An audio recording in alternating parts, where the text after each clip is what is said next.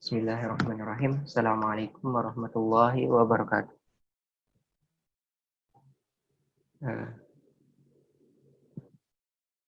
Cek, Afwan, apa suaranya terdengar?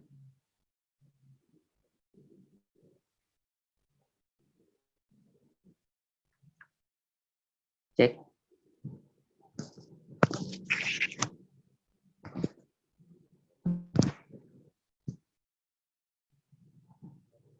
Oke, alhamdulillah. Bismillahirrahmanirrahim. Alhamdulillah rabbil alamin wa bihi nasta'in wa ala umuri dunya waddin. Wassalatu wassalamu ala asrafil anbiya'i wal mursalin wa ala alihi wa sahbihi ajma'in amma ba'd. Ya, alhamdulillah ya. Pada kesempatan kali ini kita bisa bertemu kembali ya dalam kajian fikih yang insya Allah akan diselenggarakan setiap hari Rabu malam. Sebelumnya, pada kajian sebelumnya terdapat beberapa kendala ya terkait koneksi jaringan internet sehingga tidak dapat terlaksananya sesi tanya jawab dari kajian fikih yang ke-9 ya, hukum seputar mandi bagian kedua. Oleh karena itu, sebelum kajian fikih yang ke-10 ini akan dimulai, akan dimulai sesi tanya jawab terlebih dahulu ya. Seperti itu.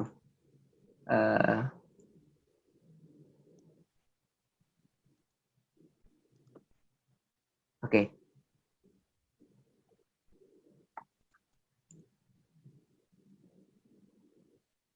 Sembari menunggu partisipan yang lain, maksudnya peserta yang lain untuk ikut bergabung, kita mulai saja ya dari pertanyaan-pertanyaan dari kajian sebelumnya. Silakan apabila ya ada yang ingin ditanyakan terlebih dahulu, diutamakan. Apakah ada?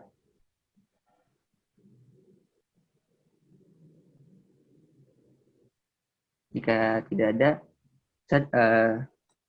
Ana izin menyampaikan pertanyaan-pertanyaan dari kajian sebelumnya.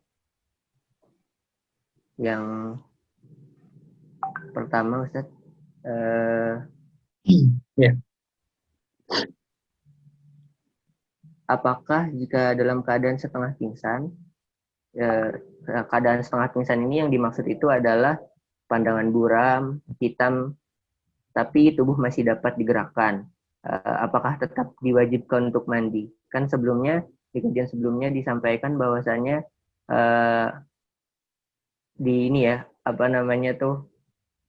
kajian fikih yang ke-8 bahwa orang pingsan itu diwajibkan untuk mandi, Ustaz. Nah, apakah orang tersebut tetap diwajibkan untuk mandi, Ustaz? Seperti itu. Tafadhol Ustaz Aris untuk menjawab. Bismillahirrahmanirrahim. Assalamualaikum warahmatullahi wabarakatuh. Waalaikumsalam warahmatullahi wabarakatuh. Alhamdulillahirabbil alamin walladzi arsala rasulahu bil huda wa dinil haqq liyudhhirahu 'ala dini kullihi walau karihal kafirun. Shalatu wassalamu ala asrofil anbiya'i wal mursalin wa ala alihi wa sahbihi wasallam ajmain amma ba'd. Segala puji senantiasa kita panjatkan kepada Allah Subhanahu wa taala atas nikmat yang senantiasa diberikan Allah kepada kita. Salawat serta salam semoga senantiasa tercurah kepada uswah kita Rasulullah Muhammad Sallallahu Alaihi Wasallam, keluarga beliau, para sahabat serta kaum muslimin yang senantiasa mengikuti beliau. Alhamdulillah pada kesempatan malam hari ini kita bisa lanjutkan kajian fikih kita. Sebagaimana yang sudah disampaikan tadi bahwa memang untuk minggu lalu kita tidak sempat masuk kepada sesi tanya jawab, sehingga pertanyaan-pertanyaan terkait dengan apa yang kita bahas pada pertemuan minggu lalu, yaitu terkait dengan hukum seputar mandi, akan disampaikan pada kesempatan malam hari ini. Tadi yang pertama pertanyaannya adalah jika dalam keadaan pingsan atau setengah pingsan, ya, apakah tetap diwajibkan mandi?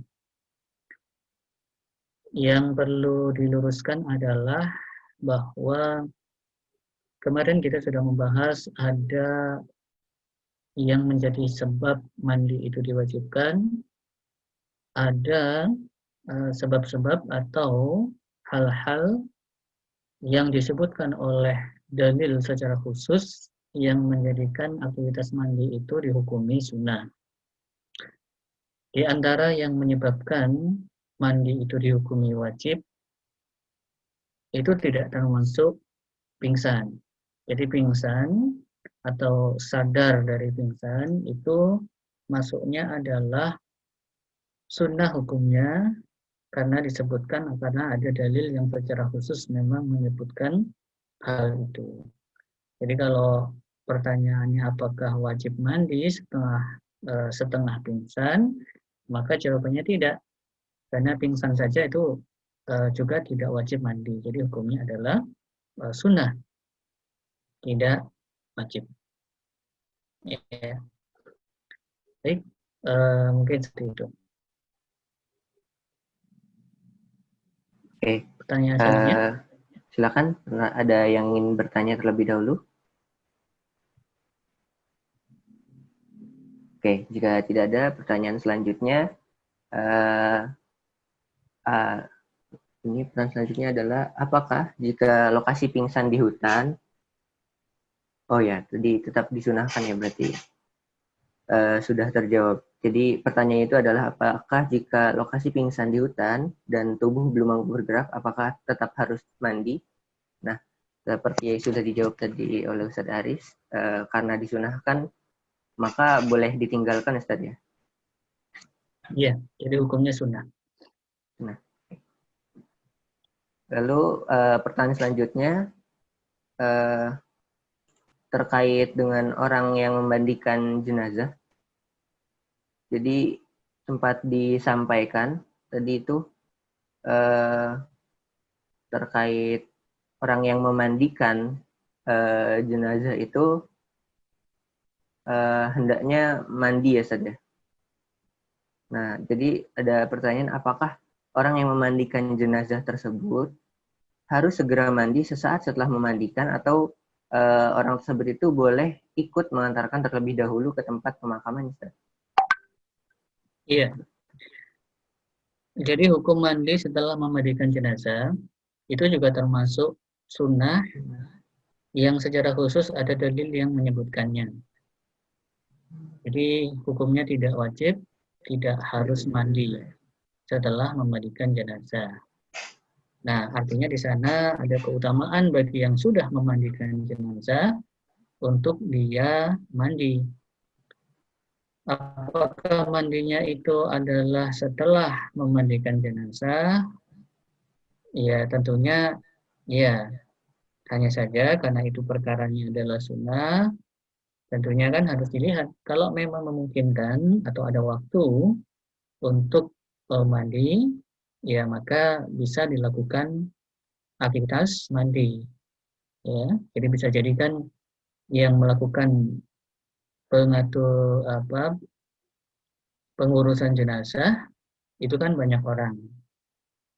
Ya, jadi ada yang memandikan, bisa jadi kemudian yang mengkafani itu orang lain misalnya. Jadi kalau ada waktu misalnya, karena setelah itu kan disolati. Nah, sehingga lebih bagusnya memang sebelum mensolati itu. Jadi setelah memandikan, kemudian mandi, tetapi tetap ini adalah hukumnya sunnah.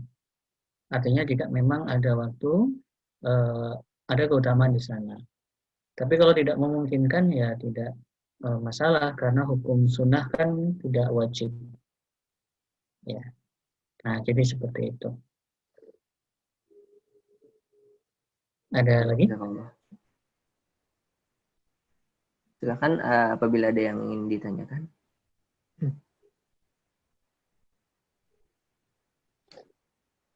Oke, apabila tidak ada akan dilanjutkan pertanyaan yang sebelumnya sudah terkumpul ya. Ini pertanyaan dari Mas Denny, tapi mungkin beliau belum dapat bergabung ya. Jadi pertanyaannya adalah, apakah kita cukup berwudu saja atau harus membersihkan mazinya ketika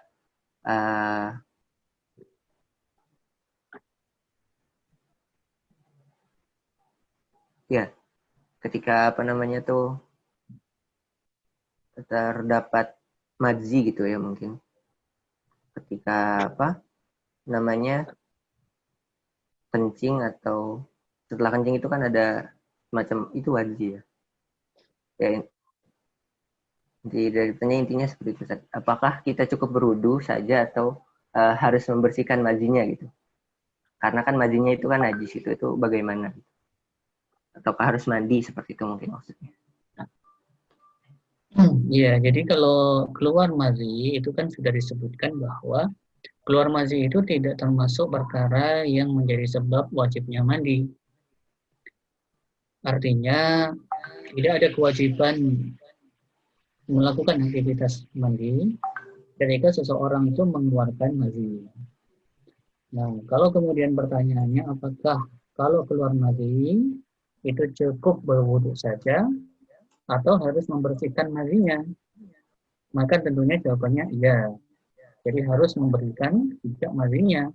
Karena memang juga sudah disampaikan pembahasan kita terkait dengan benda-benda yang termasuk najis. Jadi yang termasuk najis atau jenis-jenis najis, salah satunya yang terkategori najis itu adalah mazi. Maka ketika ia adalah benda najis, maka tentunya harus dibersihkan. Jadi harus dibersihkan karena memang syariat Islam itu memerintahkan kita untuk membersihkannya. Nah, terkait dengan perkara ini sebenarnya sudah jelas disebutkan di dalam hadis yang diriwayatkan dari Imam Ali radhiyallahu anhu. Beliau menyampaikan bahwasanya Rasulullah SAW, jadi beliau menyampaikan bahwasanya ada seseorang yang, jadi beliau menanyakan kepada Rasulullah SAW bagaimana ketika ada orang yang mengeluarkan mazi, ya sering mengeluarkan mazi. Maka beliau Shallallahu Alaihi Wasallam, jadi beliau kemudian bersabda, ya, jadi beliau menyampaikan tawaddu waksil dakaroka. Jadi bagi orang yang keluar mandi itu beliau menyampaikan tawaddu, maka wuduklah, waksil dakaroka, dan basuhlah atau bersihkanlah kemaluan engkau. Nah, jadi di dalam hadis ini yang diriwayatkan hadis riwayat Imam Bukhari, jelas disebutkan bahwa Rasulullah Shallallahu Alaihi Wasallam itu memerintahkan kepada orang yang keluar mazi itu untuk berwudu dan membersihkan zakarnya atau membersihkan kemaluannya. Ya, artinya di sana membersihkan kemaluan karena memang itu adalah tempat keluarnya mazi. Jadi memang di sini di dalam hadis ini disebutkan tawadhu waksil zakaroka. Jadi wudhulah dan bersihkan zakar atau kemaluan engkau. Jadi yang disebut dulu memang di dalam hadis ini adalah berwudu. Tetapi bukan berarti menunjukkan bahwa secara urutan itu harus wudu dulu. Baru kemudian membersihkan mazinya. Jadi ini tidak menunjukkan perintah adanya urutan. Kalau kita lihat pada pembahasan terkait dengan aktivitas mandi, jadi mandi yang dicontohkan oleh Rasulullah SAW, walaupun ini kaitannya adalah dengan junub, di situ disebutkan bahwasannya beliau itu membersihkan terlebih dahulu kemaluan beliau. Jadi setelah beliau mencuci kedua tangan beliau, beliau kemudian membersihkan kemaluan beliau. Baru kemudian Rasulullah melakukan aktivitas seperti wudhu, kecuali membasuh kaki. Jadi kalau di dalam mandi, maka beliau membersihkan kemaluannya terlebih dahulu. Nah, jadi tetapi dalam konteks ketika seseorang keluar mazi misalnya, maka kalaupun dia berwudhu terlebih dahulu, maka itu diperbolehkan saja. Jadi sabda Rasulullah bahwasanya beliau menyatakan tawaddu' waksil dzakaroka, jadi berwudhulah dan bersihkanlah atau basuhlah kemaluanmu. Ini tidak menunjukkan bahwa memang harus wudhu terlebih dahulu baru membersihkan dari mazinya, tetapi boleh saja kemudian dibersihkan dulu ya mazinya, baru kemudian melakukan aktivitas wudhu. Atau bisa jadi melakukan aktivitas wudhu terlebih dahulu, baru kemudian membersihkan mazinya. Asalkan kalau dengan cara yang kedua ini, tentunya adalah tidak dengan artinya kalau bisa membersihkan mazinya itu dengan tanpa menyentuh zakarnya. Ya. Karena kalau sudah wudhu terus kemudian membersihkan zakarnya, maka batal wudhunya sehingga harus wudhu kembali. Tapi kalau membersihkan zakarnya itu bisa dilakukan tanpa menyentuh, kemudian dia wudhu terlebih dahulu, maka itu boleh-boleh saja. Ya, jadi intinya adalah bahwa hadis terkait dengan perintah Rasul untuk berwudhu kemudian dan membersihkan zakarnya itu tidak menunjukkan urutan mana yang terlebih dahulu, tapi tentunya akan lebih baik kalau dibersihkan terlebih dahulu, baru kemudian melakukan aktivitas wudhu. Mungkin itu.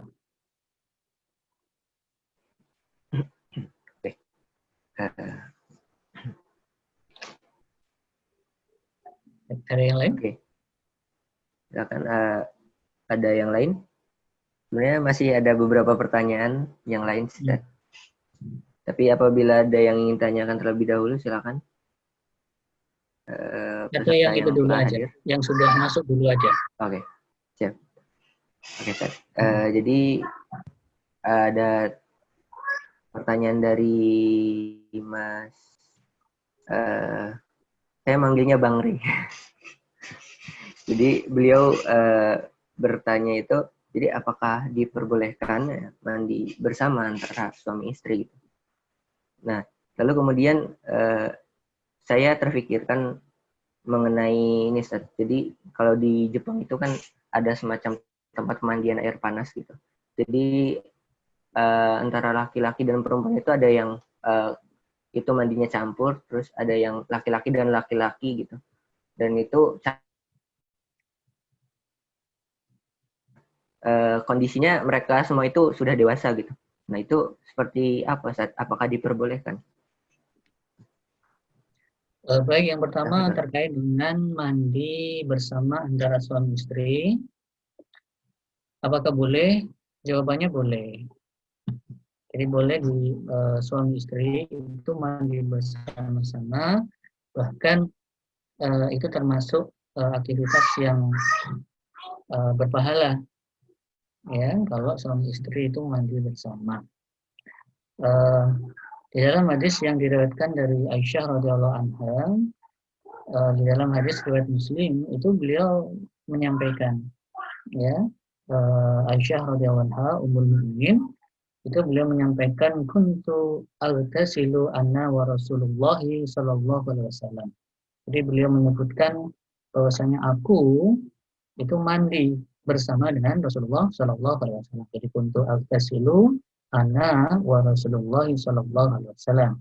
Jadi di dalam hadis itu Aisyah radhiyallahu anha ummul mukminin beliau menyatakan bahwa aku itu mandi bersama dengan Rasulullah sallallahu alaihi wasallam.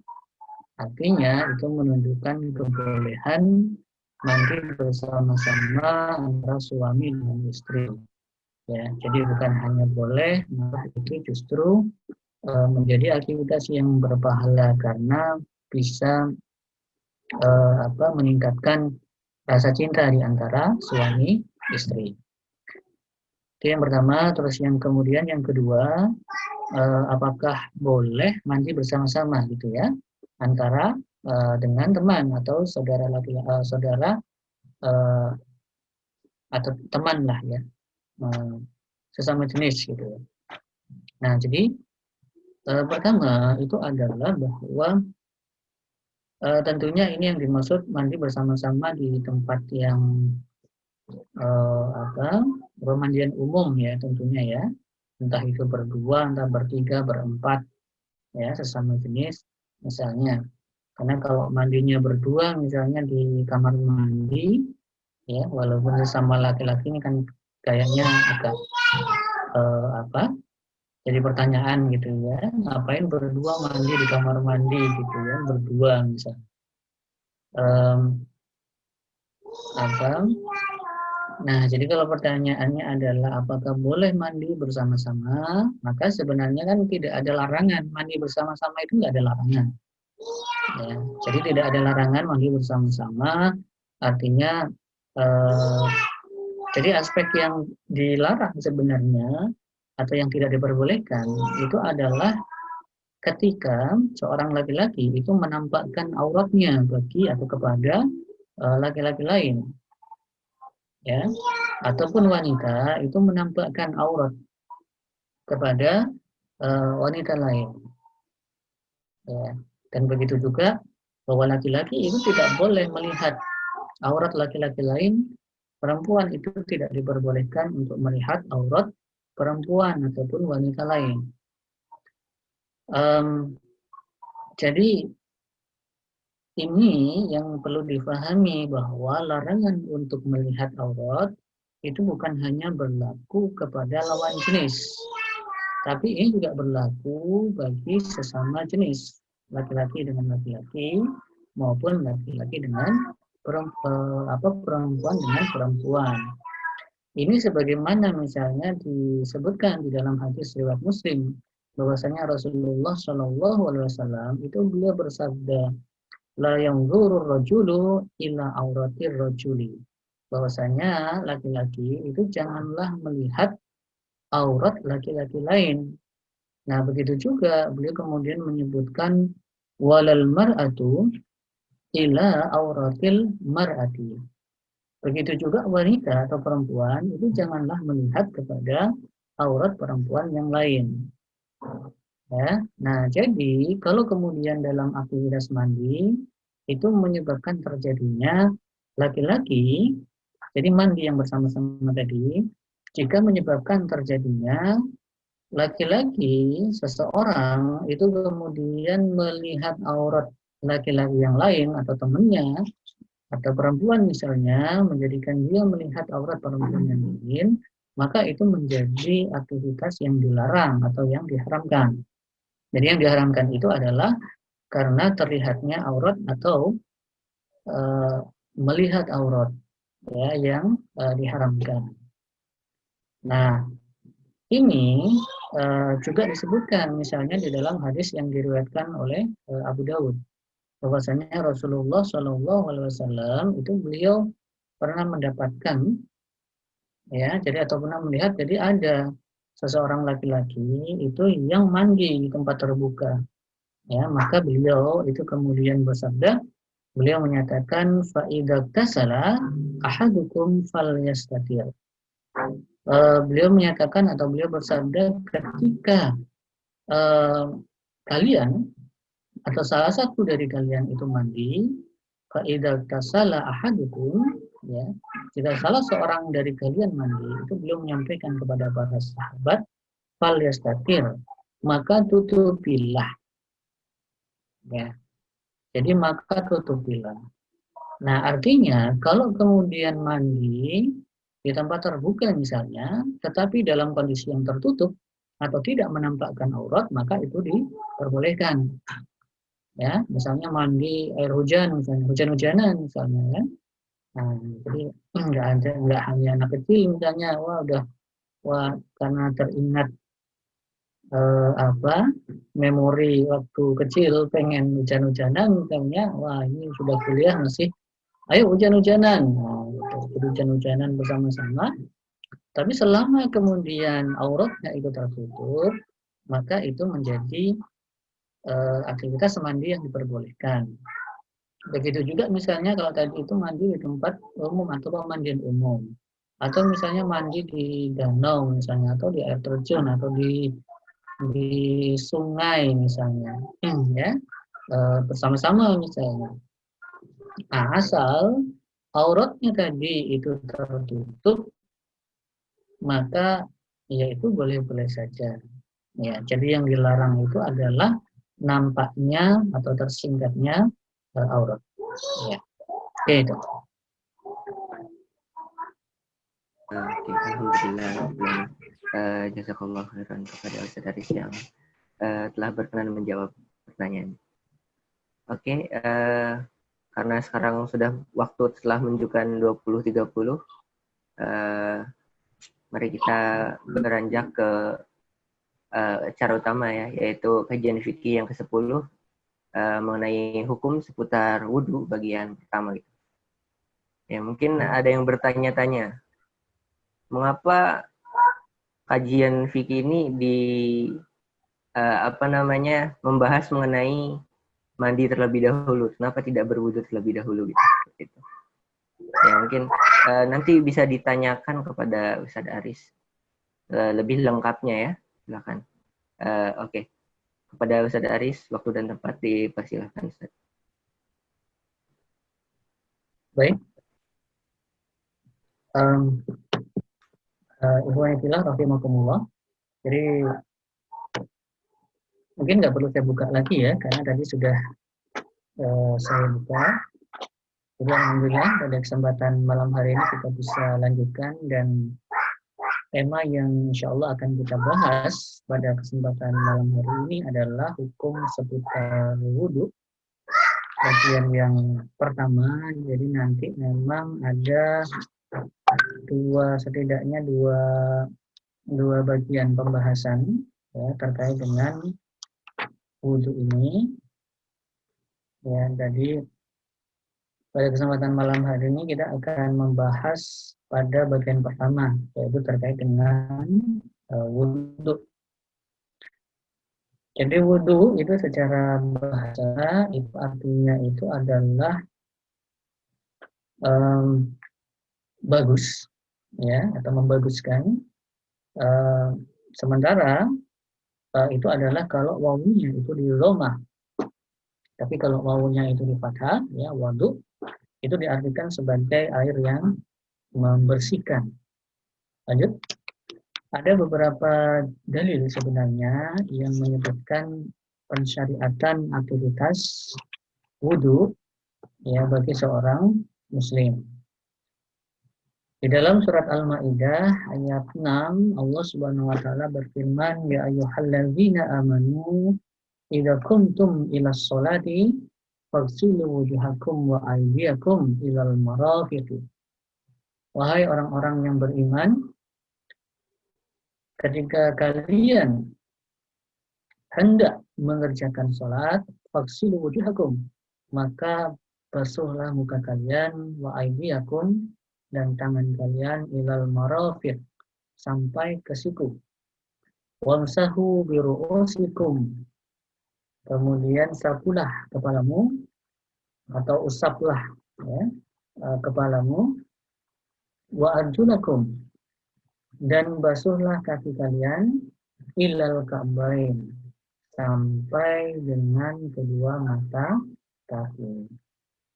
Nah, aktivitas yang disebutkan di dalam surat Al-Maidah ayat 6 yaitu membasuh muka atau membasuh wajah, kemudian membasuh kedua tangan, kemudian sampai siku, kemudian mengusap kepala, kemudian membasuh kaki sampai mata kaki. Inilah yang disebut sebagai aktivitas wudhu. Diriwayatkan dari Abu Hurairah bahwasanya beliau berkata, Rasulullah Shallallahu Alaihi Wasallam bersabda, la tuqbalu sholatu ahadikum.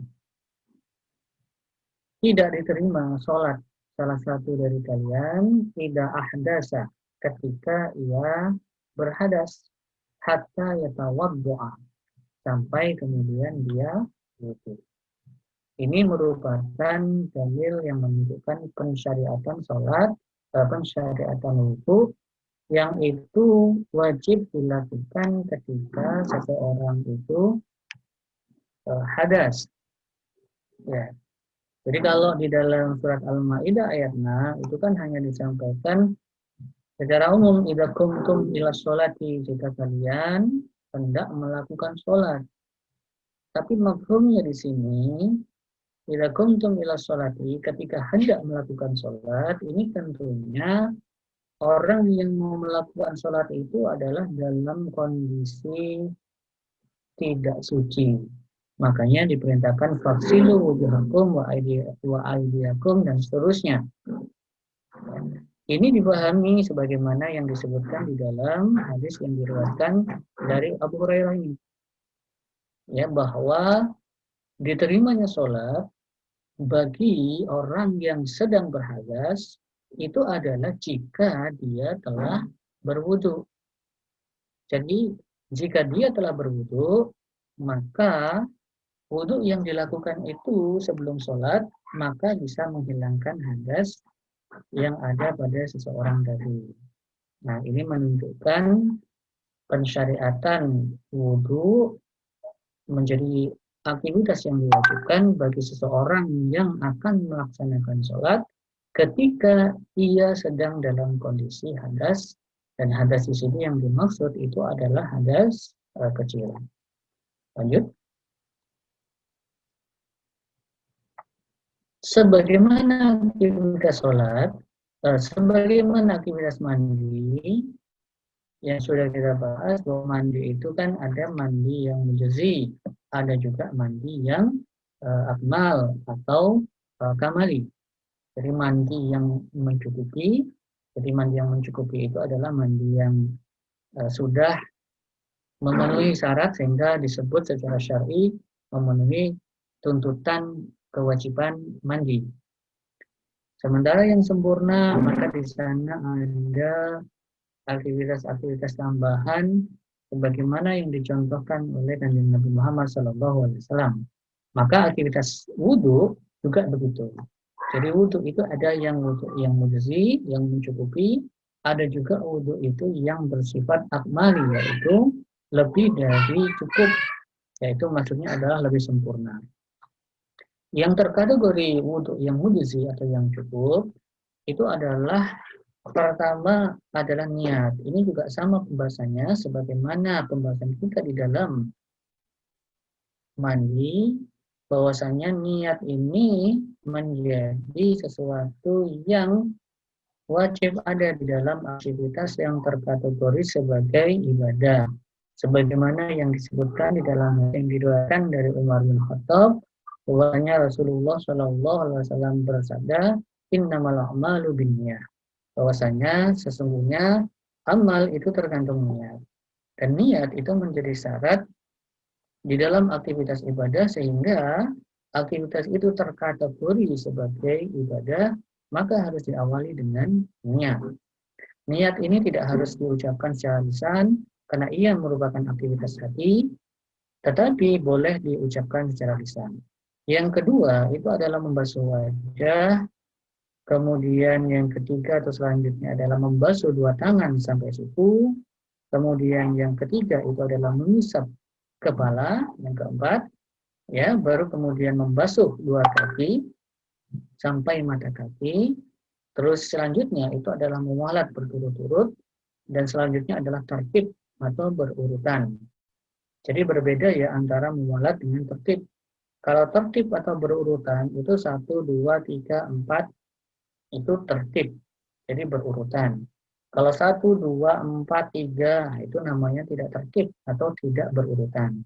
Sementara yang dimaksud dengan mewalat atau berturut-turut itu adalah tidak ada aktivitas lain yang menyela. 1, 2, 3, A, baru kemudian 4. maka A itu menjadi sesuatu yang menyela. Jadi kalau 1, 2, 3 A baru kemudian 4, maka itu tidak dikatakan muwalat atau tidak dikatakan berturut-turut. Karena A itu tidak termasuk sebagai urutan angka di sana. Jadi dikatakan muwalat atau berturut-turut itu ketika tidak ada yang menyela berupa aktivitas di luar aktivitas wudhu. Nah, terkait dengan wudhu yang mujzi atau yang cukup ini sebagaimana yang disebutkan di dalam surat Al-Maidah tadi, ya.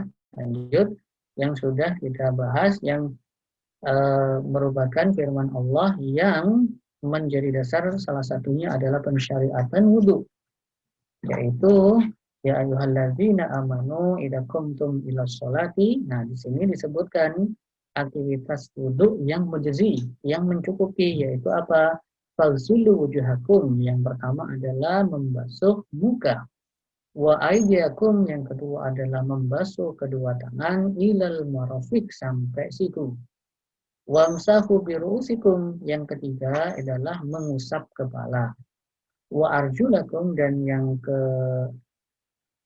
keempat itu adalah membasuh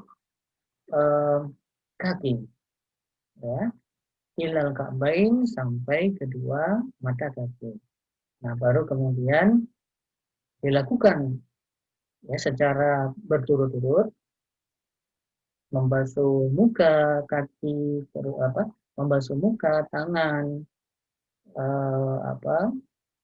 kepala, terus kemudian kaki, itu dilakukan secara berturut-turut, jadi tidak ada yang menyela. Terus kemudian itu dilakukan secara tertib, ya, secara tertib atau secara berurutan. Jadi setelah membasuh kepala, itu membasuh tangan, tidak membasuh kaki. Nah, ini yang dimaksud dengan tertib. Nah, penjelasan secara detail nanti akan kita sampaikan pada slide berikutnya. Lanjut. Itu terkait dengan wudhu yang mujzi. Nah, yang kedua itu adalah wudhu yang akmal atau yang lebih sempurna. Jadi di dalam wudhu yang lebih sempurna itu ada tambahan. Jadi yang saya sampaikan atau yang saya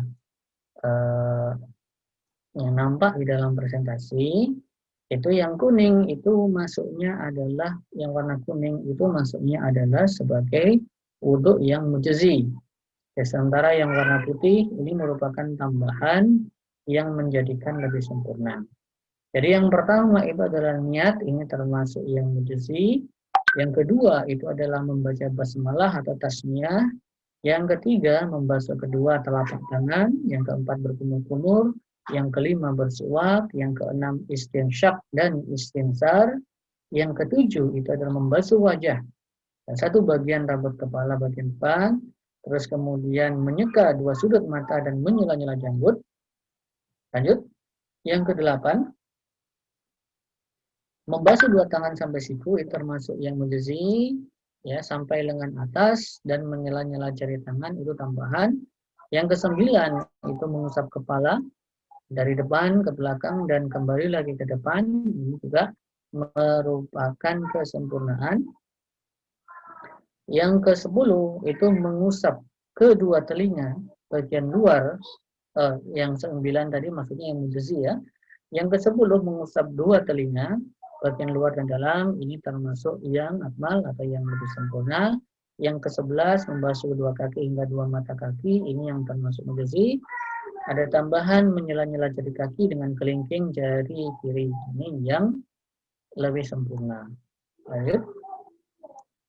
Yang ke-12, membasuh anggota wudhu itu sebanyak 3 kali, kecuali kepala dan dua telinga. Karena untuk kepala dan dua telinga itu tidak dibasuh, tetapi diusap. Ini juga merupakan kesempurnaan wudhu. Yang ke-13 tertib, ya, tertib ini bagian dari wudhu yang mencukupi. Yang ke-14 itu mendahulukan yang kanan, ini yang lebih sempurna. Yang ke-15 itu adalah muwalat atau berturut-turut. Lanjut. Selanjutnya kita akan membahas terkait dengan dalil-dalil yang menunjukkan apa-apa yang termasuk di dalam wudhu yang lebih sempurna ini. Yang pertama adalah tasmiyah atau membaca basmalah. Diriwayatkan dari Abu Hurairah, beliau berkata Rasulullah Shallallahu Alaihi Wasallam bersabda kepada Abu Hurairah, ya Abu Hurairah, idza tawaddu'ta, ketika engkau berwudu, faqul bismillahi walhamdulillah, maka katakanlah bismillahi walhamdulillah. Fa inna hafadzataka, ya, karena sesungguhnya penjagaan atasmu la tabarahu, ya, tidak akan badal, ya, taktubulaka, senantiasa tertulis atau bagi engkau al-hasanat, kebaikan, hatta tuhrisa min dzalikal wudu, sampai, ya, engkau berhadas dari wudhu yang demikian itu. Nah, jadi ini menjadi dalil disyariatkan atau disunahkannya mengucapkan basmalah sebelum melakukan aktivitas wudhu. Ini dilakukan setelah berniat. Jadi setelah berniat, kemudian kita mengucapkan basmalah. Jadi ini termasuk kesempurnaan wudhu. Lanjut. Yang kedua atau berikutnya itu adalah membasuh dua telapak tangan. Diriwayatkan dari Aus bin Hudzaifah As-Saqafi, beliau berkata, "Ra'aitu Rasulullah sallallahu alaihi wasallam." Jadi Aus bin Hudzaifah As-Saqafi beliau mengatakan bahwasanya aku melihat Rasulullah sallallahu alaihi wasallam tawaddu'a, beliau sedang berwudu. Wastaukafa salasan, beliau membasuh dua telapak tangannya, salasan itu 3 kali. Ayo salah kafaihi, jadi sama, yaitu maksudnya wastaukafa salasan itu adalah membasuh dua telapak tangan, dan itu beliau lakukan 3 kali. Lanjut. Jadi ini tambahan, ya, dari aktivitas mandi yang disebutkan, ya, di dalam surat Al-Maidah. Jadi kalau di dalam yang disebutkan di dalam surat Al-Maidah itu kan idza qumtum ila sholati, ya, jadi ketika hendak melakukan sholat maka langsung kemudian membasuh wajah, ya. Nah, di dalam hadis tadi itu ada tambahan, yaitu bahwasanya Rasulullah Shallallahu Alaihi Wasallam itu beliau membasuh tangan atau kedua tangan beliau atau kedua telapak tangan beliau terlebih dahulu. Setelah itu, yang juga merupakan kesempurnaan di dalam aktivitas wudu itu adalah berkumur-kumur. Diriwayatkan dari Abdullah As-Sunnabihi bahwasanya Rasulullah Shallallahu Alaihi Wasallam bersabda, "Idza tawadda al-abdul mu'minu," ketika seseorang hamba yang beriman itu berwudu, fatamat mado, maka berkumur-kumurlah.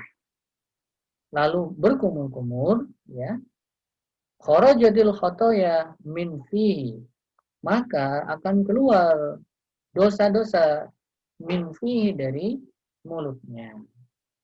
Jadi kalau ini adalah tadilah ada keutamaan berkumur-kumur. Ini berkumur-kumur ketika wudu atau sebelum melakukan wudu, atau berkumur-kumur, ya, sebelum wudu diawali dengan berkumur-kumur, menjadikan berkumur-kumur ini adalah aktivitas awalan dalam berwudu, maka bisa menjadi sebab gugurnya dosa-dosa. Nah, tentunya dosa-dosa disebut dengan al-khataya, dosa-dosa di sini ini adalah dosa-dosa kecil. Lanjut. Setelah berkumur-kumur, yang juga merupakan kesempurnaan dalam aktivitas wudu itu adalah bersiwak. Diriwayatkan dari Abu Hurairah bahwasanya beliau berkata, Rasulullah Shallallahu Alaihi Wasallam bersabda, "Laula an asyqa ala ummati," jika seandainya itu tidak memberatkan atas umatku, kata Rasulullah Shallallahu Alaihi Wasallam, la amartuhum bisiwaki ma'al wudu'i. Maka sungguh aku akan memerintahkan kepada mereka bisiwak, melakukan siwak, ma'al wudu, menyertai wudu. Jadi menyertai wudu itu maksudnya beliau itu akan memerintahkan aktivitas siwak itu dalam wudu. Jadi siwak itu menjadi aktivitas yang senantiasa dilakukan di dalam wudu. Ini menunjukkan bahwa siwak atau bersiwak di dalam aktivitas wudu itu termasuk sunnah dan termasuk perkara yang menyempurnakan aktivitas wudu. Lanjut. Nah, yang dimaksud dengan bersiwak itu bukan hanya sekedar menggunakan kayu siwak. Jadi yang terkategori bersiwak itu sebenarnya adalah membersihkan gigi ya. Nah, dan aktivitas bersiwak itu bisa menggunakan apa saja yang memang memungkinkan untuk membersihkan gigi. Bahkan jika aktivitas siwak itu dilakukan hanya dengan jari jemari. Sebagaimana diriwayatkan dari Anas bahwasanya Rasulullah Shallallahu Alaihi Wasallam bersabda, "Tujzi'u minas siwakil asabi'u." Jadi cukup dari siwak itu al-asabi, jari jemari. Atau maksudnya adalah cukuplah dari siwak itu al-asabi, yaitu menggunakan jari jemari. Artinya menggunakan jari jemari itu sudah cukup untuk bersiwak. Artinya menggunakan jari jemari itu sudah terkategori bersiwak. Jadi membersihkan gigi kita misalnya dengan jari jemari itu sudah memenuhi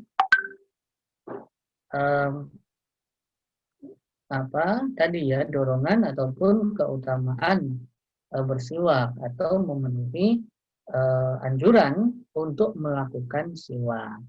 Jadi boleh ya membersihkan itu dengan tangan atau dengan jemari. Nah, begitu juga tentunya boleh atau terkategori bersiwak jika kita membersihkan itu dengan sikat gigi misalnya. Ya. Jadi atau misalnya ditambahi dengan pasta gigi. Jadi kalau mau pakai sikat gigi saja tanpa odol, tanpa pasta gigi ya boleh saja. Tapi kalau kemudian lebih bagus itu dengan menggunakan sikat gigi kemudian dengan pasta gigi, maka itu juga boleh-boleh saja. Nah, jadi itu juga termasuk aktivitas bersiwak. Jadi yang dimaksud bersiwak di sini itu bukan berarti harus menggunakan apa yang kemudian disebut dengan kayu siwak itu. Ya, jadi kalau tidak menggunakan itu berarti tidak terkategori bersiwak. Tidak seperti itu. Karena disebutkan di sini bahwa bahkan menggunakan jari jemari saja itu sudah terkategori atau sudah cukup untuk bersiwak. Begitu juga diriwayatkan dari Abu Mathor yang menceritakan wudhu Ali radhiyallahu anhu. Di dalamnya disebutkan watamat madho salasan. Jadi Ali radhiyallahu anhu itu beliau sedang menceritakan atau mempraktekkan wudhu. Jadi beliau itu berkumur-kumur 3 kali. Fa'adakhala ba'du asabi'i fi. Beliau lalu memasukkan sebagian jari itu ke dalam mulut beliau.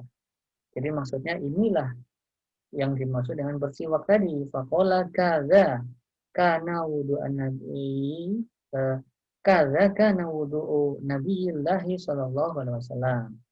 Jadi Ali radhiyallahu an itu beliau kemudian mengatakan bahwa seperti inilah wudhu Nabi sallallahu alaihi wasallam. Jadi di dalam hadis riwayat Ahmad ini, walaupun memang wudhu itu yang disebutkan di sini adalah praktek yang dicontohkan oleh Ali radhiyallahu an, akan tetapi beliau menyebutkan bahwa ini adalah wudhu yang dicontohkan atau seperti inilah wudhu Nabi Shallallahu Alaihi Wasallam. Jadi dengan demikian maka ini bisa menjadi dalil terhadap aktivitas wudhu sebagaimana yang dicontohkan oleh Nabi Muhammad SAW. Lanjut. Selain bersiwak, yang juga termasuk kesempurnaan dari wudhu itu adalah melakukan istinsyak dan istinsar.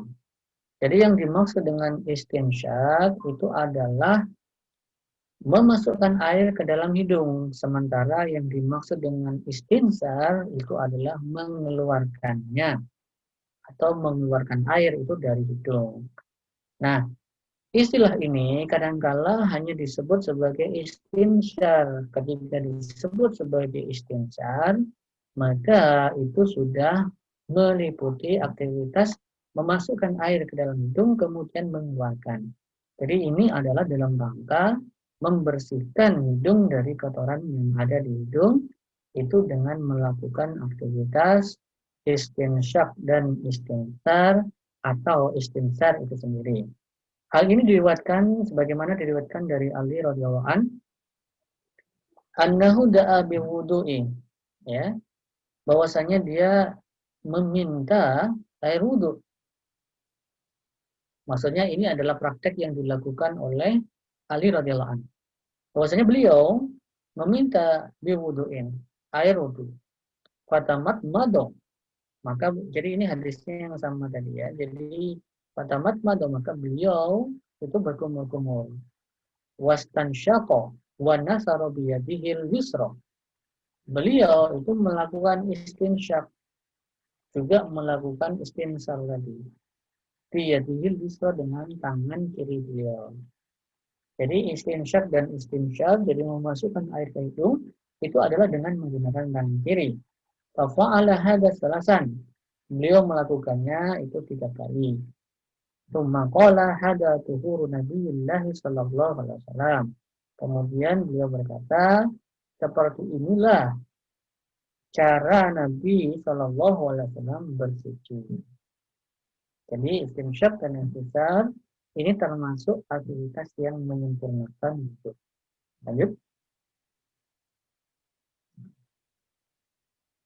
Berikutnya adalah membasuh wajah.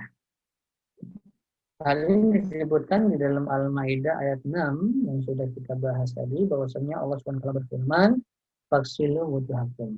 Ya ayyuhalladzina amanu idza qumtum ila sholati faghsilu wujuhakum. Hai orang-orang yang beriman, ketika kalian hendak menegakkan atau menunaikan sholat, maka basuhlah wajah kalian. Diriwayatkan dari Abu Hurairah bahwasanya Rasulullah Shallallahu Alaihi Wasallam beliau bersabda, "Antumul ghurul muhajjalun." Kalian itu akan bercahaya dan bersinar yaumul qiyamati, pada hari kiamat. Min isbagil wudu'i. Ya, karena disebabkan oleh kesempurnaan wudhu kalian.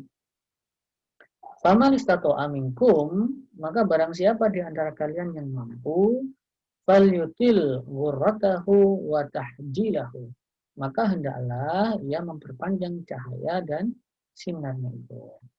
Nah, jadi ini adalah dalil ya terkait dengan membasuh wajah. Jadi membasuh wajah ini, yang dimaksud dengan wajah itu adalah ya wajah ya. Jadi wajah itu dari secara vertikal itu adalah dari tempat tumbuh rambut sampai dagu.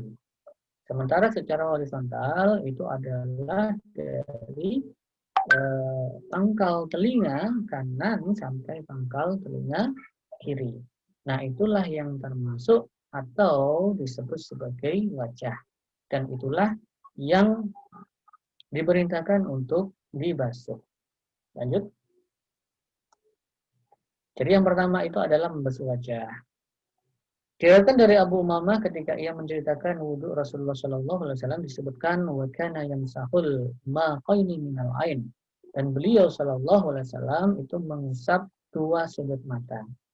Nah, jadi yang mengusap wajah atau membasuh wajah itu termasuk wudhu yang mujzi, yang mencukupi. Nah, dalam aktivitas membasuh wajah itu ada aktivitas yang menyempurnakan wudhu, yaitu apa? Mengusap dua sudut mata. Jadi membersihkan mata dengan mengusap dua sudut mata.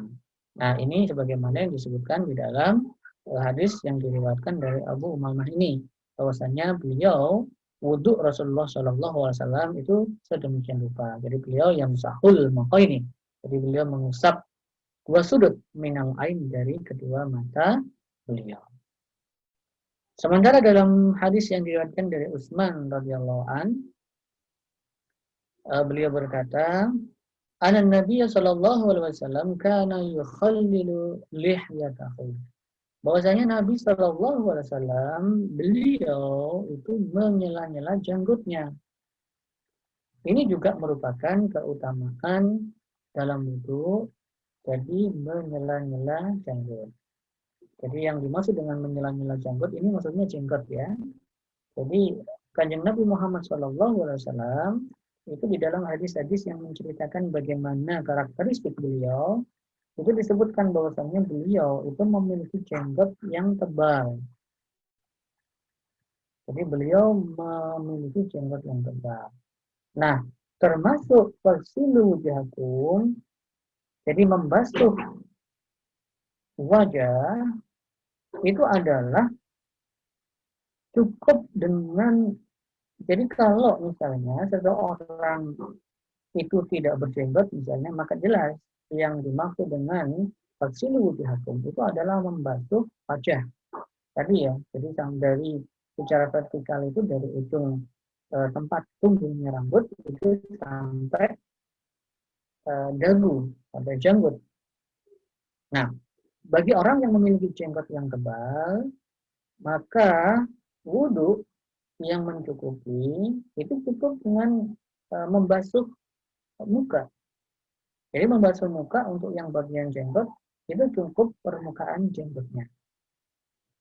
Jadi kalau permukaan jenggotnya yang tebal itu sudah terbasuh, maka itu sudah mencukupi faksilu wujuhakum.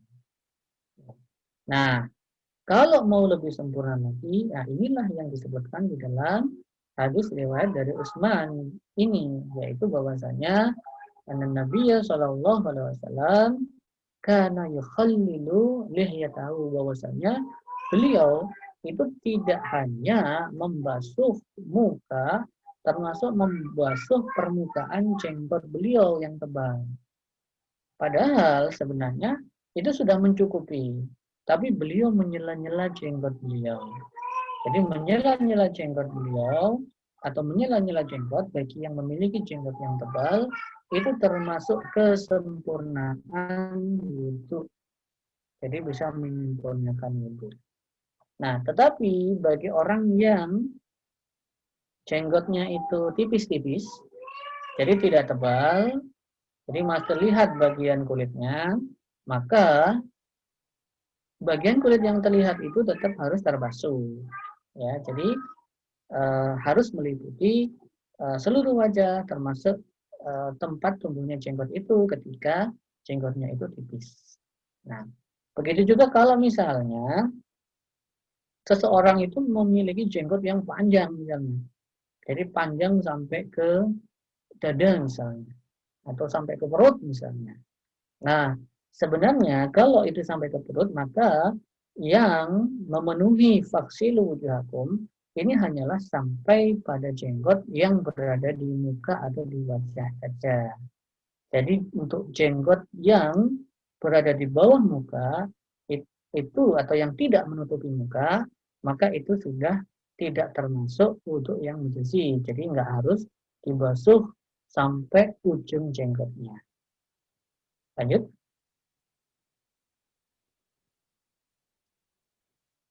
Berikutnya, sebagaimana disebutkan di dalam surat Al-Maidah ayat 6, itu setelah Allah berfirman, "Faksilu wujuhakum", yang berikutnya Allah berfirman, "Wa aydiyakum ilal marafiq", dan basuhlah tangan kalian itu sampai dengan siku. Nah, wa aydiyakum ilal marafiq ini termasuk wudhu yang mujzi, ya, yang mencukupi. Nah, Jadi yang disyariatkan di dalam wudhu itu adalah membasuh dua tangan itu hingga siku. Ilal marfiq. Lafaz ila di dalam ayat ini itu menunjukkan goyah. Goyah itu maksudnya adalah tujuan. Jadi goyah itu tujuan. Yang diharuskan adalah, jadi kalau tujuan itu, jadi yang diharuskan itu adalah terrealisirnya goyah. Bukan memasukkan goyah di dalam tuntutan. Jadi maksudnya itu adalah membasuh tangan sampai siku. Jadi siku ini adalah tujuan. Nah, tujuan ketika diperintahkan sampai tujuan, maka sebenarnya tujuan itu tidak termasuk ke dalam tuntutan yang diperintahkan. Jadi tidak termasuk tuntutan yang diperintahkan. Tetapi, berdasarkan kaidah malayati wajibu illa bihi fahuwa wajib, bahwasanya apa-apa yang tidak akan sempurna suatu kewajiban kecuali dengannya, maka sesuatu tadi itu juga dihukumi wajib juga. Jadi kalau ada sesuatu yang kemudian menjadikan sesuatu itu kalau nggak dipenuhi, maka kewajiban itu jadinya nggak sempurna. Maka sesuatu tadi itu juga akhirnya dihukumi sebagai wajib. Nah, begitu juga dengan atau dalam konteks ini. Jadi ketika disebutkan wa aydiyakum ilal marafiq dan membasuh tangan sampai siku ini sebenarnya tidak termasuk yang diperintahkan untuk dibasuh sebenarnya. Jadi kalau berdasarkan firman Allah ini, jadi al-marafiq atau siku ini sebenarnya nggak termasuk yang diperintahkan untuk faksilu, untuk dibasuh. Karena ia menunjukkan batas atau intihaul ghoyah, jadi batas maksimal tujuan. Tetapi persoalannya adalah jika al-marafiq atau siku ini tidak terbasuh, ya, maka perintah wa aydiyakum ilal marafiq, jadi membasuh tangan sampai siku itu akhirnya tidak terrealisir.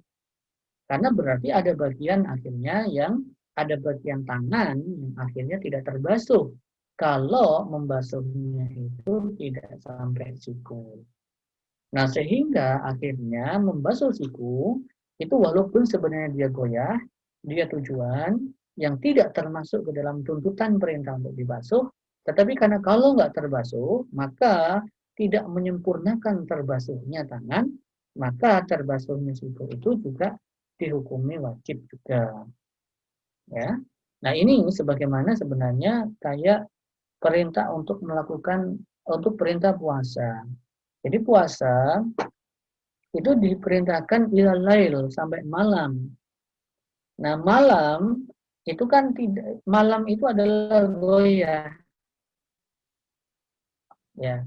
Jadi malam itu adalah goyah atau tujuan. Garis finish. Nah, persoalannya adalah, nah, sebagaimana disebutkan tadi bahwa yang namanya tujuan itu tidak termasuk tuntutan, tidak termasuk tuntutan perintah.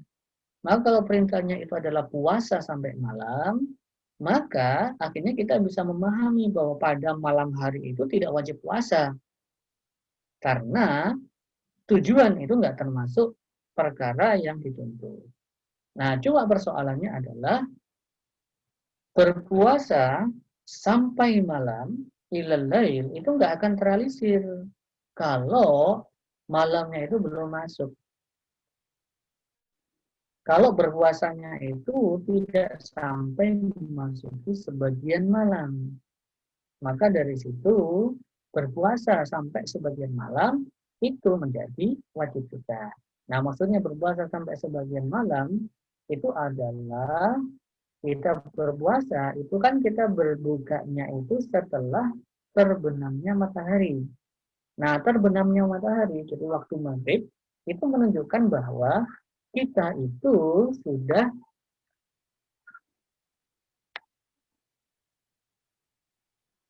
sebentar.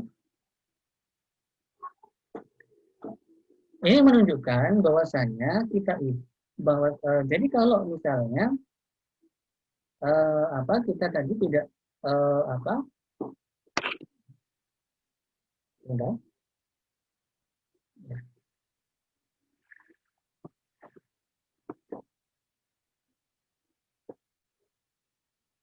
Jadi kalau maaf ya ada gangguan. Jadi kalau kita berpuasa itu berbukanya itu tidak setelah maghrib. Jadi kan berbuka kita itu kan setelah maghrib. Ya. Jadi kita berbuka setelah maghrib itu menunjukkan bahwa kita sempat berpuasa pada waktu malam. Karena maghrib itu atau terbenamnya matahari itu sudah masuk waktu malam. Dan itu dikatakan atau menjadikan puasa kita itu sempurna. Kalau misalnya kita berbuka itu sebelum maghrib atau sebelum terbenamnya matahari, jadi belum memasuki waktu malam, kita sudah berbuka, maka dikatakan bahwa puasa kita itu nggak sempurna atau malah batal. Nah, begitu juga dengan tadi, ya membasuh tangan sampai siku.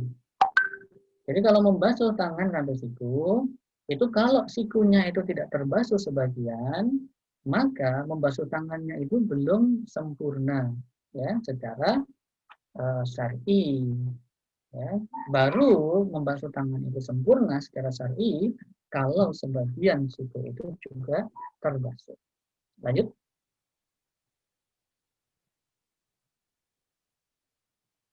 Ini yang mujzi ya, jadi yang mencukupi. Nah, sementara dalam aktivitas membasuh tangan, ini ada perkara-perkara yang bisa mencukupi atau bisa menyempurnakan aktivitas membasuh tangan tadi. Di antaranya adalah sebagaimana yang diriwayatkan dari Nu'aim bin Abdullah, beliau berkata, "Ra'aitu Abu Hurairah yatawaddau." Bahwasanya aku melihat Abu Hurairah berwudu. Fa ghassala wajhahu. Dia membasuh mukanya. Fa asbaghal wudu'a, dan membaguskan wudunya. Ya. Tsumma ghassala yadahul yumna. Kemudian membasuh tangan kanannya hatta asro'a fil adud, hingga mengenai lengan bagian atas. Tsumma yadahul yusra, kemudian tangan kiri beliau hatta asro'a fil adud, hingga mengenai lengan bagian atas. Nah, ini termasuk perkara yang menyempurnakan wudu, yaitu menyempurnakan dalam membasuh tangan. Jadi yang termasuk menyempurnakan basuh tangan itu kalau tidak hanya sampai siku, ya. Jadi sampai kemudian ke lengan atas. Jadi kalau sampai siku tadi itu termasuk yang mujzi, yang mencukupi. Sementara yang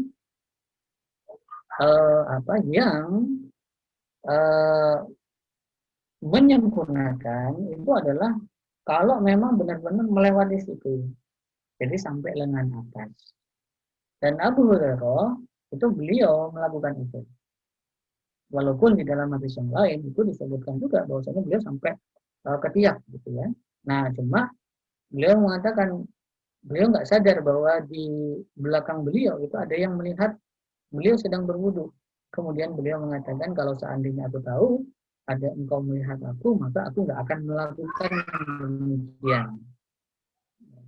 Jadi ini untuk mempermudah, maksudnya menyempurnakan wudhu ini konteksnya itu adalah sebagai aktivitas beliau pribadi karena beliau ingin mengejar keutamaan dalam berwudhu, yaitu dalam membasuh tangan. Nah, begitu juga yang termasuk keutamaan menyempurnakan wudhu, sebagaimana diriwayatkan dari Ibnu Abbas radhiyallahu anhu bahwasanya Rasulullah shallallahu alaihi wasallam bersabda, "Idza tawaddo'ta," jika engkau berwudu, fakhallil baina asabi', maka hendaklah engkau menyela-nyela di antara jemari yadaika, kedua tanganmu, warijlaika, dan kedua kaki. Jadi menyela-nyela antara jari jemari. Jadi menyela-nyela antara jari jemari itu termasuk kesempurnaan wudu. Jadi termasuk menyempurnakan wudhu dalam hal ini adalah dalam membasuh tangan. Lanjut.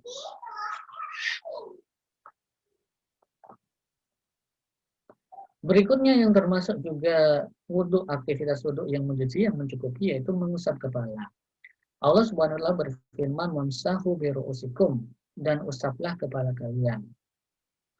Perlu digarisbawahi di sini bahwasanya perintah untuk yang berkaitan dengan kepala ini berbeda dengan aktivitas wudhu sebelumnya. Kalau sebelumnya itu adalah perintahnya waksilu wujuhakum wa aydiyakum ilal marafiq, jadi di situ dikatakan faksilu, basuhlah.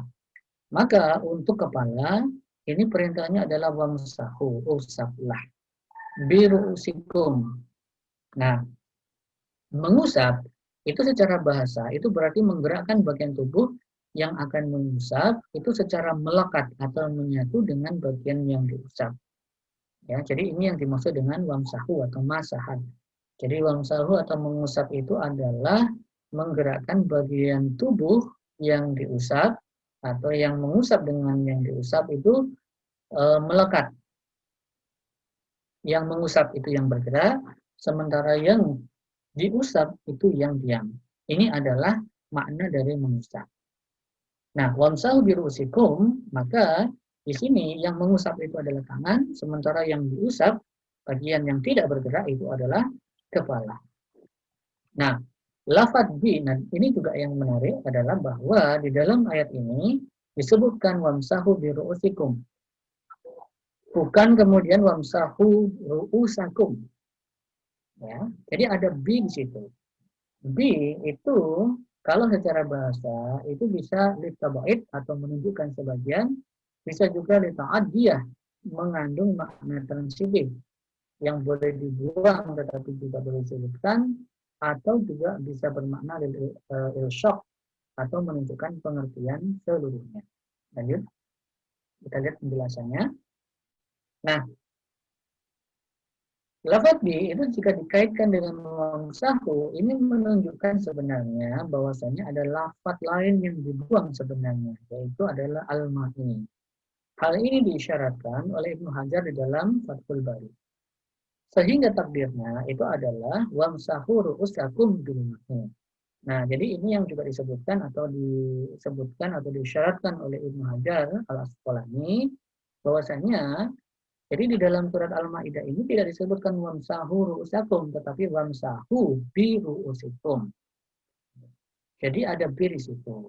Nah, akhirnya kata bi di sini tentunya Allah Subhanahu wa taala tidaklah mencantumkan sebuah kata atau sebuah ungkapan yang tidak mengandung makna atau keberadaannya sia-sia. Sehingga di sini tentunya keberadaan lafadz bi di dalam ayat ini tidak mengandung kesia-siaan atau tidak mengandung makna apapun. Nah, sehingga akhirnya dipahami apa sebenarnya yang menjadikan ada bi di situ, sehingga lafadz dari ayat ini bukan wamsahu ru'usakum. Ya, jadi kalau yang sederhana itu kan harusnya wamsahu ru'usakum, jadi mengusap mengusap kepala kalian. Tetapi ternyata lafadznya adalah wamsahu bi ru'usikum. Nah, maka di sini sebenarnya itu menunjukkan tadi ya. Jadi menurut atau yang diisyaratkan oleh Ibnu Hajar itu sebenarnya ada lafadz yang dibuang. Jadi lafadz lengkapnya tuh kalau dikira-kirakan maka sebenarnya lafadz dari ayat ini itu adalah wamsahu ru'usakum bil ma'i. Ini bisa dipahami sebenarnya karena apa? Jadi kata wamsahu atau mengusap ini berbeda dengan tadi ya waksilu atau faksilu. Ya. Jadi di dalam jadi faksilu itu kan membasuh. Jadi membasuh itu berbeda dengan mengusap. Jadi kalau dikatakan atau menggunakan lafadz faksilu wujuhakum, jadi membasuh, itu maka di dalam lafadz faksilu atau membasuh itu sebenarnya sudah terkandung makna bahwa atau mafhum bahwasanya yang dimaksud dengan membasuh itu adalah membasuh dengan air atau faksilu bil ma'i. Karena yang namanya membasuh itu hanya bisa dipahami bahwa membasuh itu adalah dengan air. Sehingga kata bilma'i di dalam aktivitas faksilu itu menjadi sesuatu yang kalaupun tidak disebutkan secara eksplisit, maka menjadi sesuatu yang secara mafhum itu sudah dipahami. Bahwa faksilu di dalam ayat itu maksudnya adalah membasuh dengan air.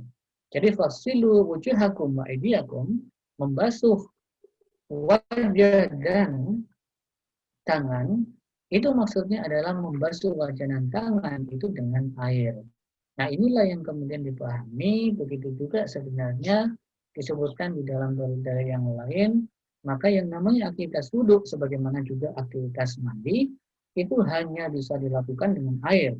Yang dimaksud dengan air ini, sebagaimana dalam pembahasan kita yang pertama, jadi air ini maksudnya adalah tohurun. Jadi air yang suci dan mensucikan. Nah, sementara lafaz wamsahu ini berbeda dengan faksilu. Kalau wamsahu itu mengusap, maka aktivitas mengusap itu bisa tanpa sesuatu. Ya, jadi kalau membasuh itu nggak mungkin tanpa air. Kalau tanpa air itu tidak disebut sebagai aktivitas faksilu atau membasuh. Tapi kalau wamsahu atau mengusap itu bisa terjadi baik dengan air maupun tanpa air. Wamsahu ru'usakum itu bisa terjadi mengusap kepala. Tetapi wamsahu ru'usakum bil ma'i, mengusap kepala dengan air itu juga bisa terjadi. Ya. Nah, sehingga di sini tidak dicukupkan sebenarnya hanya disebut wamsahu atau mengusap. Karena kalau wamsahu ru'usakum hanya disebutkan wamsahu ru'usakum, maka akhirnya seakan-akan bisa dipahami bahwa mengusap itu bisa terjadi atau boleh dilakukan baik ketika tangan kita itu dalam kondisi kering atau tidak ada air di dalamnya. Maka itu sudah memenuhi wamsahu ru'usakum. Tapi kalau kemudian disebutkan wamsahu ru'usakum bil ma'i atau mengusap kepala itu dengan air, maka ketika yang terjadi tangan kita dalam kondisi kering, maka ia tidak memenuhi wamsahu ru'usakum bil ma'i. Jadi untuk memenuhi wamsahu biru usikum, sebagaimana disebutkan di dalam surat Al-Ma'idah ini, maka tangan yang membasuh kepala itu harus dalam keadaan basah. Jadi kalau dalam keadaan basah, maka ia memenuhi wamsahu biru usikum. Tapi kalau kondisi tangan kita itu dalam kondisi kering, artinya nggak ada air yang menempel, maka itu hanya wamsahu ru'usakum. Jadi mengusap kepala saja. Nah, pemahaman seperti ini dikuatkan oleh hadis yang diriwayatkan dari Abdullah bin Sa'id, di dalamnya disebutkan bahwasanya summa akhadha bi yadihi ma'an famasaha ra'suhu fa'adbara bihi wa aqbala. Jadi di situ dikatakan ada bi. Kemudian beliau mengambil akhadha bi yadihi ma'an. Jadi beliau mengambil air dengan tangan beliau mengambil air. Jadi mengambil air dulu dengan tangan beliau.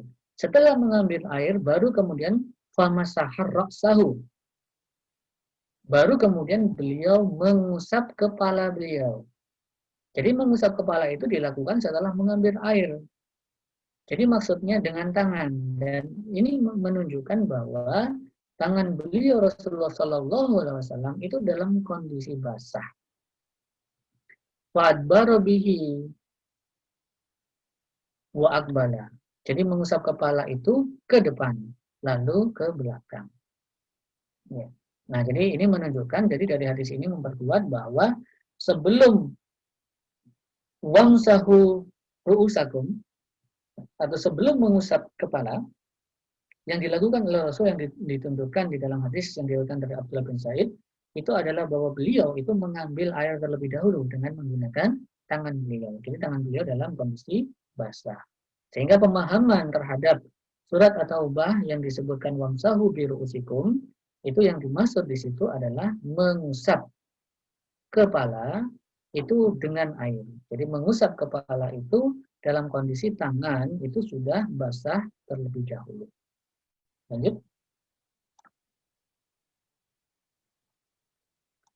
Sementara diriwayatkan dari Abdullah bin Sa'id untuk menjelaskan wudhu Rasulullah SAW itu disebutkan tsumma adkhala yadahu famasaha ra'sahu. Jadi ya, kemudian beliau memasukkan tangan beliau famasaha ra'sahu, beliau mengusap kepala, fa'aqbala bihima, kemudian menarik keduanya wa adbara marratan wahidatan. Kemudian beliau wa adbara, kemudian menarik kedua tangan beliau dari belakang, ya, marratan wahidatan. Dari belakang ke depan itu sebanyak 1 kali.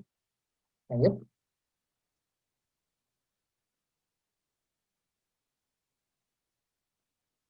Berikutnya,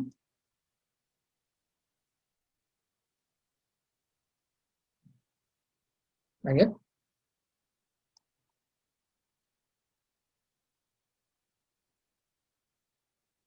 Berikutnya adalah mengusap 2 telinga. Jadi mengusap 2 telinga ini juga merupakan penyempurna yang menyempurnakan atau yang lebih sempurna, jadi wudhu yang lebih sempurna. Jadi ini termasuk wudhu yang lebih sempurna. Diriwayatkan dari Ibnu Abbas radhiyallahu anhu, Nabiya sallallahu alaihi wasallam masaha bi ra'sihi. Jadi ini juga menggunakan kata masaha, jadi mengusap, bukan membasuh. Jadi berbeda antara membasuh dengan mengusap. Masaha bi ra'sihi wa udhunaihi. Jadi bahwasanya Nabi SAW itu beliau mengusap kepala. Ya. Jadi biroksihi, kata bi di sini, masaha biroksihi, kata atau lafadz bi di sini,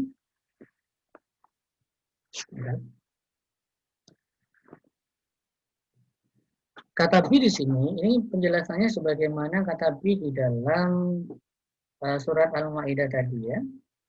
Jadi di dalam surat Al-Maidah tadi, wa udunaihi, tapi disebutkan juga 2 telinga. Zahirihima, baik bagian luarnya, wa batinihima, maupun bagian dalamnya. Jadi ini termasuk yang menyempurnakan wudhu, jadi yang menjadikan wudhu itu lebih sempurna. Jadi ada aktivitas yang ditambahkan, yaitu mengusap 2 telinga. Jadi mengusap 2 telinga, baik itu bagian luar maupun bagian dalam. Lanjut. Berikutnya itu adalah membasuh 2 kaki hingga 2 mata kaki. Ini termasuk ke dalam aktivitas wudhu yang menjadi yang spesifik. Allah SWT berfirman masih di dalam surat Al-Maidah ayat 6, lanjutannya tadi ya, wa arjulakum ilal ka'bain. Dan kaki kalian itu sampai kedua mata kaki. Nah, yang perlu diperhatikan di sini bahwa lafadz wa arjulakum ilal ka'bain ini, lafadz ini itu adalah setelah wamsahu biru'usikum. Jadi lafadz ini itu adalah setelah firman Allah wamsahu biru'usikum. Jadi setelah mengusap kepala. Nah, tetapi ternyata jadi lafadz arjulakum ya, ini kalau di dalam kajian bahasa Arab bisa dibaca nasab dan bisa dibaca cer. Jadi di bahasa nasab itu adalah dengan menfathahkan lamnya wa arjulakum. Kalau dibaca cer itu adalah dengan menjerkan lamnya, ya, mengkasrohkan lamnya, yaitu wa arjulikum. Nah, jadi lafadz ini bisa dibaca wa arjulakum ini secara bahasa ya. Jadi bisa dibaca wa arjulakum, bisa dibaca wa arjulikum. Tetapi di dalam ayat ini dibaca wa arjulakum. Nah, jika dibaca nasab, maka ia diatofkan, maksudnya diatofkan itu adalah disambungkan kepada aidiakum. Kenapa disambungkan kepada aidiakum? Itu karena yang dinasab, jadi yang di fathah, itu sama, yaitu aidiakum. Karena atof itu menunjukkan, atau yang dimaksud dengan atof ini, dia posisinya itu sama. Ya. Jadi kalau dia di nasab atau dia di fathah, maka kata sebelumnya yang juga di fathah, itulah kepadanya dia diatofkan atau dihubungkan atau disambungkan. Nah, di dalam ayat ini itu yang juga dinasab sebelumnya, jadi yang di fathah juga sebelumnya itu adalah lafadz aidiakum. Sebelumnya lagi itu adalah wujuhakum. Nah, ketika dia diatofkan, maka secara bahasa dia mendapatkan perlakuan yang sama. Jadi gambarannya itu adalah kalau diatofkan kepada aidiakum, jadi kan di dalam surat Al-Maidah ayat 6 ini sebenarnya ada dua bentuk aktivitas di dalam wudhu. Jadi yang pertama itu adalah membasuh, terus yang kedua itu adalah mengusap. Ya, jadi sebelumnya itu kan kita memahami itu. Jadi ada membasuh, ada mengusap. Membasuh itu atas wajah dan kedua tangan, sementara mengusap itu adalah atas kepala. Nah, persoalannya kemudian pada lanjutannya itu adalah warjulakum, kaki, kedua kaki. Nah, pertanyaannya adalah kan di dalam lafadznya warjulakum ini kan nggak diawali dengan aktivitas apa yang dilakukan. Kalau yang dilakukan atas kepala itu kan ditunjukkan wamsahu birusikum. Jadi jelas atas kepala itu adalah disah. Nah, sementara tidak disebutkan atas kaki. Ya, tidak disebutkan wamsahu arjulakum atau juga tidak disebutkan waksilu arjulakum. Nah, persoalannya kemudian adalah pada kaki ini apakah dibasuh, apakah diusap. Nah, disitulah kemudian ternyata kita mendapatkan bahwa kaki atau lafadz di dalam surat Al-Maidah ayat ini ternyata posisinya adalah dinasab. Ya, karena dinasab maka dia diatofkan kepada dua lafadz sebelumnya yang juga dinasab, yaitu aidiakum dan wujuhakum. Dengan demikian karena dinasabkan atau diatofkan kepada dua lafadz yang sama di nasabnya, yaitu aidiakum dan wujuhakum, maka akhirnya dipahami bahwa perlakuan yang dilakukan terhadap kaki itu adalah sama dengan perlakuan yang dilakukan atas wajah dan kedua tangan. Itu apa? Dibasuh. Makanya kemudian diartikan, walaupun tidak disebutkan aktivitasnya apakah dibasuh ataukah diusap, langsung wa arjulakum ilal kabain, maka ketika mengartikan atau memahami lafaz ini maka disebutkan membasuh. Jadi yang termasuk wudhu yang mujzi atau yang mencukupi itu adalah jadi wa arjulakum ilal kabain ini sebenarnya yang dimaksud adalah waksilu arjulakum ilal kabain. Jadi membasuh kaki itu sampai kedua mata kaki. Lanjut.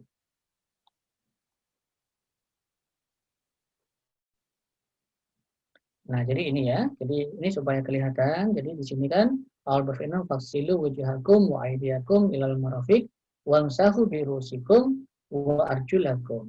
Nah, sementara kalau birusikum atau kepala ini kan dijer ya. Sinnya itu di kasroh. Nah, sementara arjulakum ini di fathah. Karena di fathah, maka arjulakum di sini tidak mengikuti perlakuan sebagaimana perlakuan terhadap kepala, yaitu diusap. Tetapi ia sama dengan apa yang perlakuan atas wajah dan kedua tangan, yaitu apa? Yaitu dia dibasuh. Nah, hal ini juga didukung dengan banyaknya hadis dengan derajat sahih yang menunjukkan bahwa kaki itu di dalam wudhu itu memang dibasuh, bukan diusap semata. Lanjut, ini beberapa dalil di dalam hadis yang menunjukkan bahwasanya kaki di dalam wudhu itu dibasuh. Lanjut. Nah, di dalam hadis yang datang dari Ibnu Abbas tentang sifat wudhu Rasulullah SAW, di sana disebutkan ini ya. Nah, jadi di sini saya langsung sebutkan saja.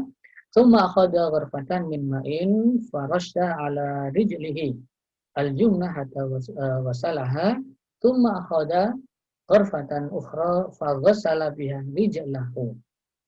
Jadi di sini menggunakan di dalam hadis ini itu disebutkan secara eksplisit faghassala biha rijlahu.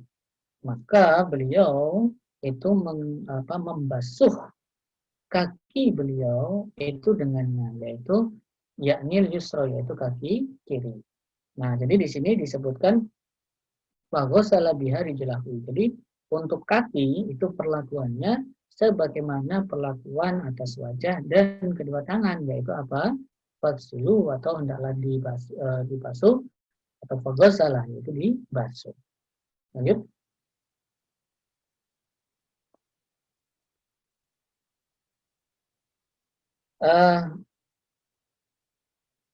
Kemudian membasuh kakinya itu disebutkan di dalam surat Al-Maidah ayat 6 ini wa arjulakum ilal ka'bain. Jadi membasuhnya itu adalah sampai dua mata kaki. Penjelasannya sama sebagaimana wa aydiyakum ilal marafiq, ya, tangan yang sampai siku. Jadi lafaz ila di sini penjelasannya sama sebagaimana penjelasan membasuh tangan sampai siku. Jadi membasuh kaki ini harus sampai mata kaki. Jadi mata kaki itu adalah goyah. Goyah itu secara hukum asalnya itu memang tidak masuk ke dalam tuntutan. Artinya mata kaki itu tidak termasuk yang diperintahkan untuk dibasuh. Akan tetapi ketika mata kaki itu tidak dibasuh, menjadikan membasuh kaki itu tidak sempurna, maka menjadikan akhirnya membasuh mata kaki itu menjadi wajib dilakukan. Karena dengan dibasuhnya mata kaki menjadikan sempurnanya membasuh kaki. Lanjut.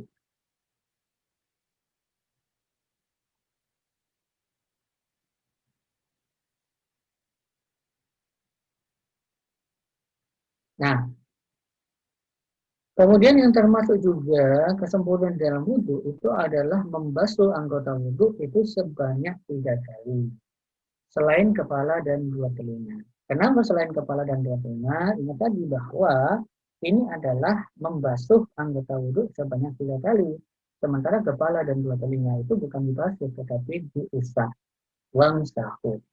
Nah, sehingga memang akhirnya mengusap itu berbeda dengan membasuh, sementara dalil-dalil yang menunjukkan kesempurnaan ataupun adanya wudhu yang sempurna atau yang lebih sempurna itu adalah dengan basuhan sebanyak 3 kali, itu hanya berlaku untuk memang anggota wudhu, anggota badan wudhu yang dibasuh. Sehingga ini adalah selain kepala dan 2 telinga. Diriwayatkan dari Ibnu Abbas radhiyallahu anhu yang berkata, tawaddu'a Nabi sallallahu alaihi wasallam marratan. Bahwa Nabi sallallahu alaihi wasallam itu beliau berwudu 1 kali. Sementara diriwayatkan dari Abdullah bin Sa'id, dia berkata, anna Nabi sallallahu alaihi wasallam tawaddu'a marrataini. Jadi di dalam hadis yang diriwayatkan dari Abdullah bin Sa'id disebutkan bahwasanya Nabi SAW itu beliau berwudunya itu 2 kali, maksudnya 2 basuhan. Lanjut. Sementara ternyata juga ada hadis yang menyebutkan bahwasanya beliau Rasulullah Shallallahu Alaihi Wasallam itu membasuhnya sebanyak 3 kali. Lanjut. Nah, ini disebutkan dalam riwayat dari Amr bin Shu'aib dari ayahnya dari kakeknya. Nah, jadi di dalam hadis ini itu disebutkan salasan 3 kali. Nah, jadi kita akan mendapatkan bahwasanya kanjeng Nabi Muhammad SAW itu ketika membasuh anggota wudhu ada kalanya marotan sekali-sekali, kemudian ada kalanya marotaini 2 kali, ada kalanya salasan ya 3 kali. Artinya tadi ya, jadi boleh-boleh saja dalam aktivitas wudhu itu membasuh 1 kali. Membasuh wajah 1 kali boleh, membasuh wajah 2 kali boleh, membasuh wajah 3 kali boleh. Tetapi di dalam hadis yang diriwayatkan dari Amr bin Shu'aib ini, itu kemudian disebutkan bahwasanya beliau bersabda, "Faman zada ala hada faqad asa'a wa ta'adda wa zalama." Jadi jika melebihi atau menambah dari sini, ya, maksudnya menambah itu adalah lebih dari 3, maka ia telah berbuat buruk atau melewati batas dan zalim. Nah, artinya memang batasannya itu adalah 3 kali. Ya, jadi batasannya 3 kali. Jadi boleh 1 kali basuhan, boleh 2 kali basuhan, boleh 3 kali basuhan. Lanjut.